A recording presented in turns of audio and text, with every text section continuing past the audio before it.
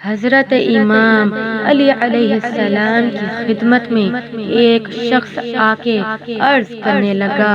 یا علی، رمضان کے پہلے جمعے کے روزے کی کیا فضیلت ہے؟ تو جیسے ہی یہ پوچھنا تھا،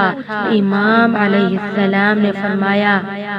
کہ اے شخص، میں نے اللہ کے رسول سے سنا ہے کہ جو انسان رمضان کے پہلے جمعے کا روزہ رکھتا ہے تو اللہ کے فرشتے مسلسل اس کے لیے استغفار پڑھتے رہتے ہیں، یہاں تک کہ جب وہ جمعے کے روزے کو کھولتا ہے، افطاری کرتا ہے، تب تک اس کے تمام گناہ معاف ہو چکے ہوتے ہیں۔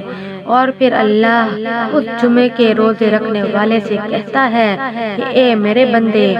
مانگ، کیا مانگتا ہے؟ جو انسان جمعے کا روزہ رکھ کر افطاری کرتے ہوئے اللہ کو اس کے محبوب کا واسطہ دے کر جو بھی دعا مانگے گا، اللہ وہ فوراً قبول کر دے گا، کیونکہ اللہ اس انسان کو بہت قریب رکھتا ہے